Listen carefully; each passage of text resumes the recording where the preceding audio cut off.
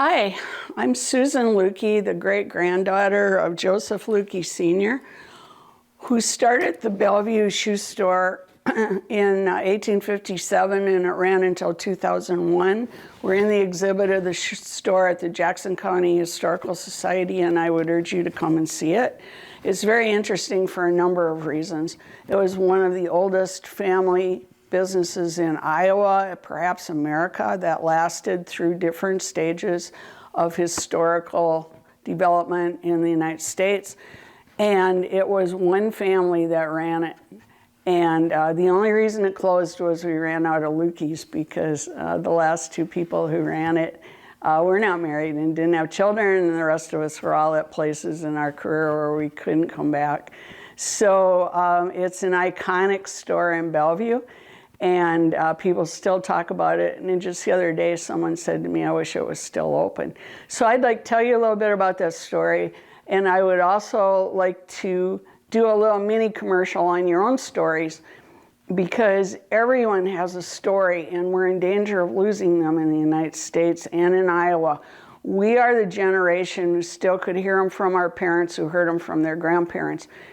But now that's ending, and people are moving so fast.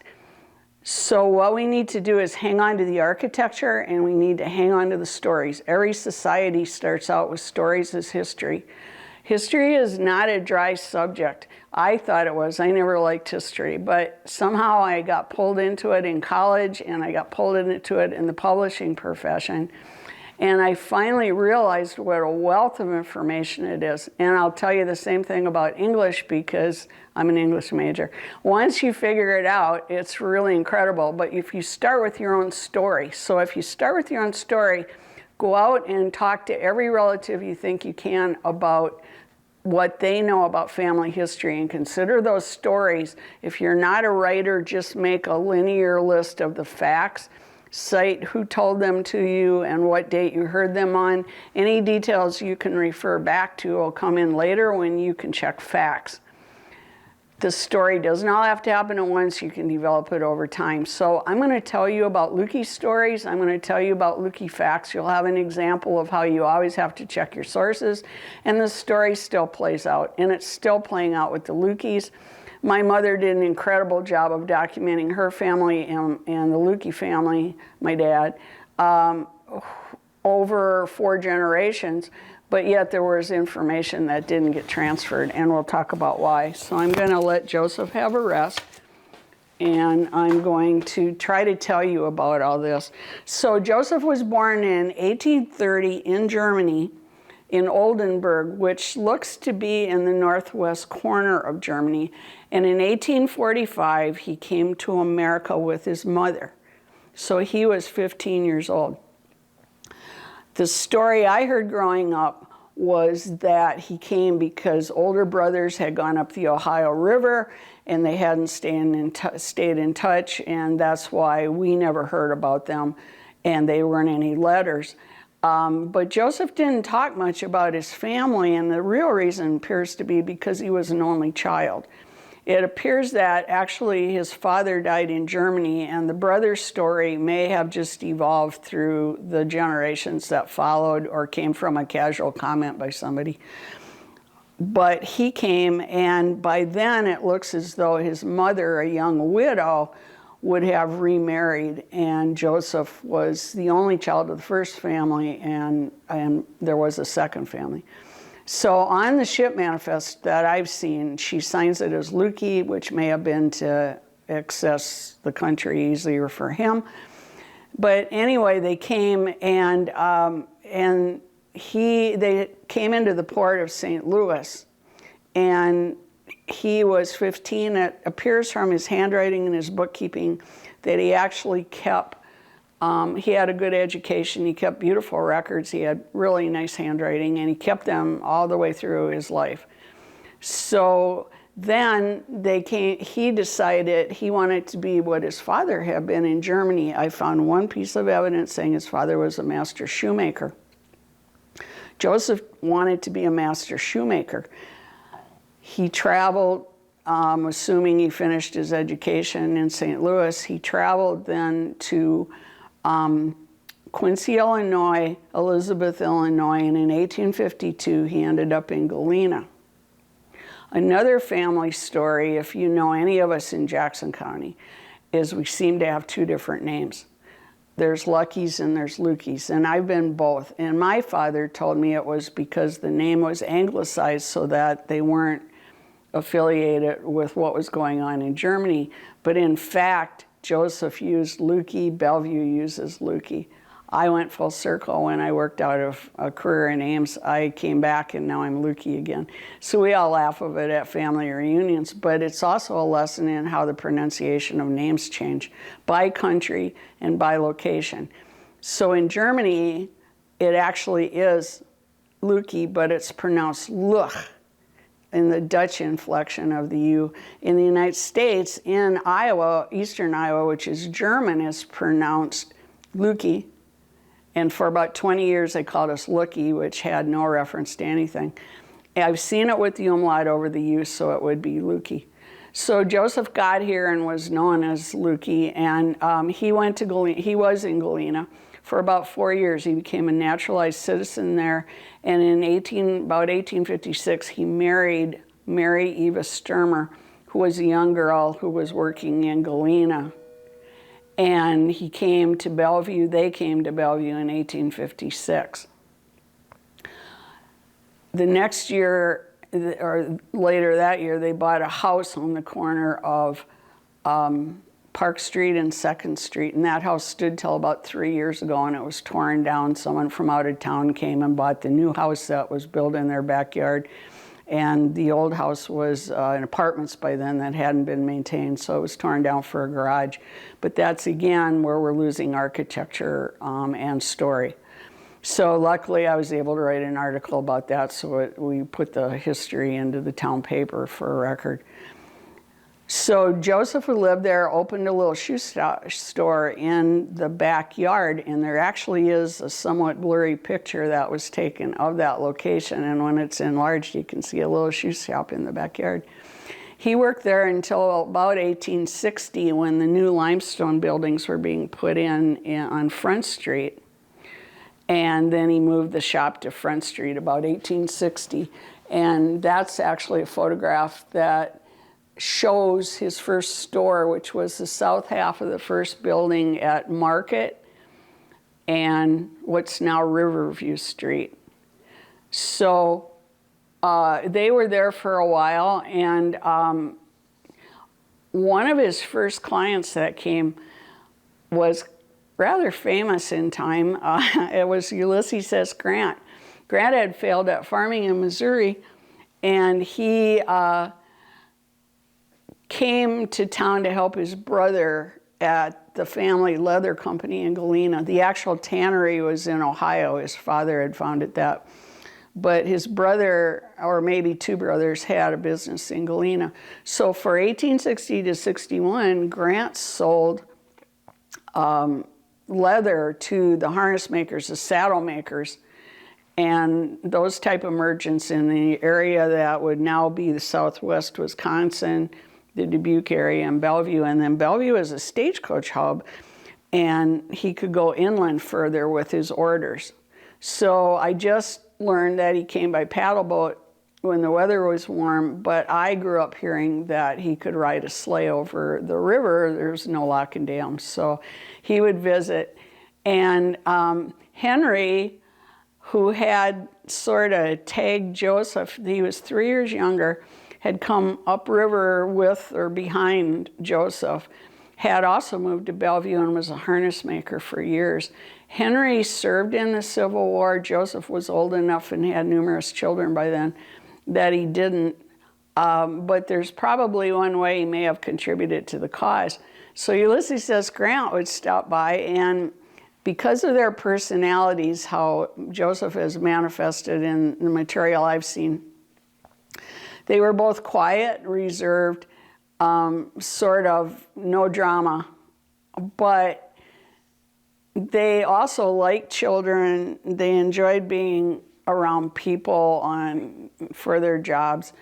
And when Grant, who normally was shy and reserved, and I'm guessing Joseph was probably one of the quiet ones in the room, they became friends. And so when you come to the exhibit, one of the things to see besides pictures of the first store and tools we'll talk about in a minute is this chair of, where General Grant, by a family story, was would sit at the corner of Joseph's desk. And if you know about Grant, he didn't hold on formality when he was comfortable. So he would sit there and put his boots up on the corner of the desk and sit and chat with Joseph. My mother came to work for the Lucke family in 1933 when she was 16 to help out the last Luckes that lived in the big house, which is now across the street from the property, which is also Lucke property that I own. And she said for as long as she knew, until that house was sold around 1950, there was always a picture of Grant in the parlor, in the Lucke parlor. So they were friends. And in the summer of '61, Grant was supposed to take a troop of volunteers to southern Illinois. And he did that, but then he decided, they asked him to stay in, and the rest, as they say, is history. Before he left, either Joseph made him or Grant ordered a pair of boots. And to this day, because he so respected Joseph's work, so to this day, every time I see that iconic picture of Grant where he's leaning on a fence pole with his ankles crossed and wearing high boots, I always look at the boots. I always wonder if those are Joseph's boots. And I think they may have seen each other at a reception after the Civil War, once after that. And then Grant eventually and rather soon left for Washington. But so goes family stories, you know, and it all seems, the boot making part seems to be true. The people I got them from also knew people that were of Joseph's generation who lived in the big house, what we call the big house. So we have that in the family story, and we have an example of it here. Joseph went on to be a very exceptional businessman. There is one story of somebody stealing something from the store and him chasing him up Front Street, so he must have been fairly young when that happened. But what he always did was he always had handcrafted quality, and Joseph learned the trade as a master craftsman, which harks back to the guild system of the Middle Ages, and then internships, which we still use today to advance specialized development where you intern. So that's what Joseph did when he came upriver. But his quality of his shoes is really exceptional, and everybody knew that. And it wasn't until the 1500s, the late 1500s, when there were even soles on shoes. So if you look at one of his early pair of shoes, before that, shoes were pretty much interchangeable. You could wear them on each foot.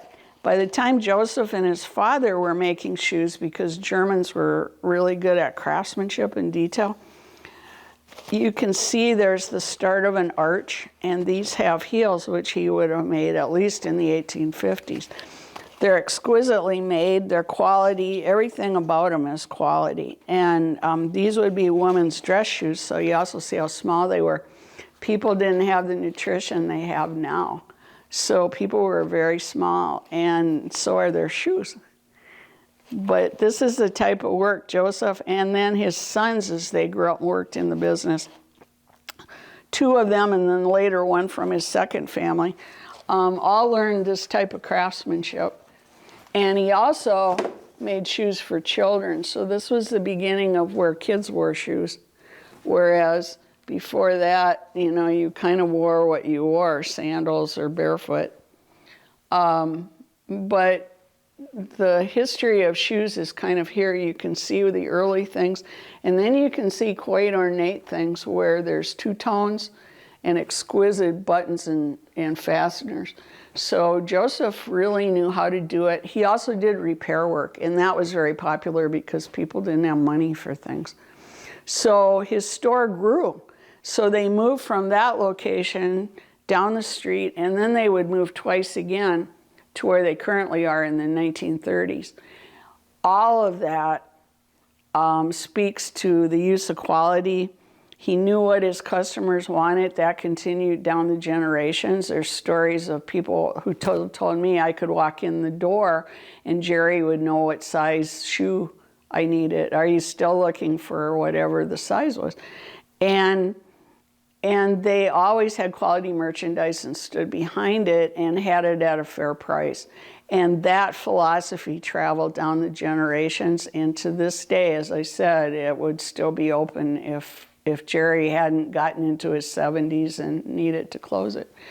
So there's a lot of ample proof here. This is a 1914 cash register that traveled with them all the way down the street and was still in the store when it closed in 2001 and still in use.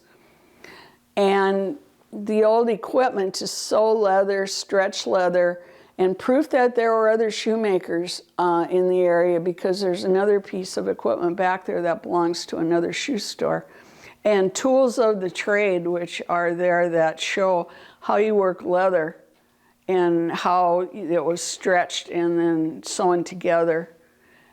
And when Joseph opened his first store, or as the store grew, he used the European method of signage. So he has a sign that shows Lucke Shoe Store, and he has a big boot, which was also a European trend where for people who couldn't read, you hung out what you did. The boot was in the store my entire lifetime. Whether it actually ever hung outside, I don't know. But I can kind of see one of the boys creating that when they had slack time in the back room. So Joseph had his first family, and in 1872, Eva was holding what was their 8th child, and she accidentally caught her shawl on fire, and she didn't survive, but the baby did. This changed dynamics of the entire family.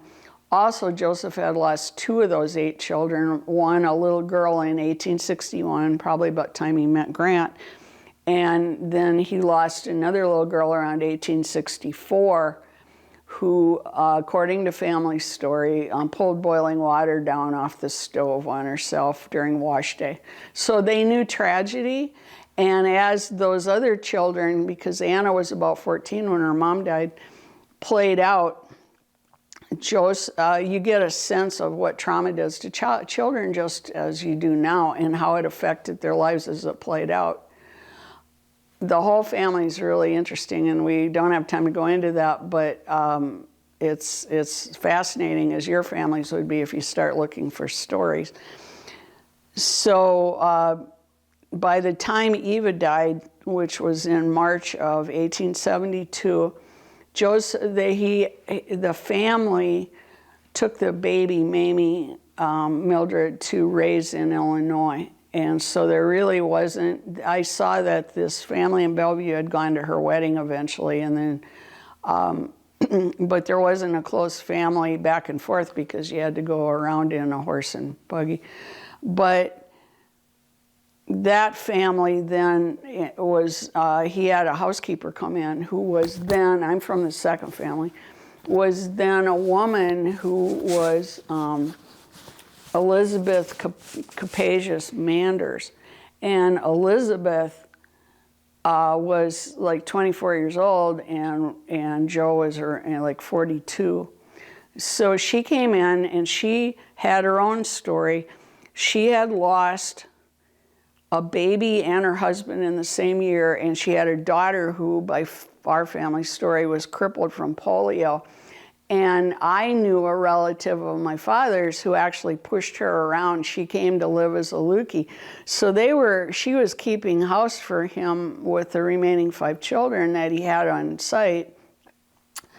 And again, according to family story, the priest said to him, if you're living under one roof, you need to be married. So they got married 3 months after he lost his first wife. I've seen a picture of them as elderly people sitting next to each other on a bench in the yard of the next house he bought for his next family that was going to start. And they're doing the German Reserve, sitting there placidly, but you can tell they love each other. It's just a nice story of how you deal with what you have to do, which pioneer people did. When you find out your family stories, you'll be amazed at what people went through. And just as now there's tragedy, but they don't have TV and internet to help them. They just soldier on. And on top of that, Joseph ended up caring for grandchildren of his who lost their mother. 2 of his sons lost their wives early. So there was a lot where Joseph, they just picked it up and carried on, but it's nice to know that they had that relationship. So Joseph decided if they were going to remarry and she was having Annie and everything, they needed a bigger house. So they moved up Market Street, straight up from the store to what was then the top of the hill on 6th Street, and bought 2 large lots, and one included an Italianate house. And he added a wing on the back that you can still see as kind of a dormitory for the kids. For the boys, my mother said the boys were back there. And that house has sort of suffered from not having attention. It was bought by people from out of state who don't know the story. But it still could be recovered and the original porches put back on if that happens. Anyway, I own the property right next to it. So the property I own, my grandfather bought in 1908 from his dad, who was Joseph. And so 117 years we've had Lucke's on that property, and the property behind, which I also own. And then it's 150 years this year that the Lucke's were in the Italianate house. While that was going on, Joseph intended for his oldest son to take over the business, and he died young in 1906. Joseph had already retired. So it went to the youngest son of the first family, which was William, and his brother Robert for a little while, and then Jerry in 1941 graduated high school. Oh, I'm sorry, it went to William, and then it went to Clarence. Clarence was his brother. William died and Clarence took over, and then it was Clarence's son, Jerry, who ran the store until 2001. So there's a long line of people dedicated to service, quality, and the family name. So that went on, and Joseph died in 1922. His wife died about 10 years later. And Jerry ran the store, and in 2001 had to quit for health reasons. He was known for, people still talk about watching him tie up packages. So the string container was on the ceiling, the paper was on a big roll at the end of the old desk, and he knew exactly where it was. So while he was visiting and writing up the invoice, he would just rip the paper off. He could tie a package so fast you wouldn't even know what his fingers are doing. He could lace shoes that fast. Somebody just reminded me of that. And he was always, just like Joseph, he knew when you walked in the door what size you wore and what shoes they just got in. So the Lucke saga stands, but so do all these other exhibits that tie into that story. Your family also fits in these stories. It's like you put a pebble in the pond. Your story circles out through the generations, but those ripples are also what happened when America evolved. So Joseph in 1880, the Industrial Revolution that started in America right before the Civil War, came over from Britain with the invention of steam, he actually pivoted and started buying stock shoes, but he always went for quality. He still did repairs. They had this all figured out. So by the time his sons took it over in the early 1900s, they were only doing manufactured shoes, but they stood behind their product, standing on those quality tenets of service and quality and price. Sailed them through to 2001, and we would still be doing it if we hadn't run out of Lucke's. So thank you for listening. Come and see the big boot and the signs and all of the other things that preceded machine manufacturing. And the placards tell about how they worked. And then walk around and look at the other exhibits because they're all related to what went on in our family and how we created a business. Joseph created a business that lasted 146 years. So there's all types of information to take home when you come. So we hope to see you soon. Thank you.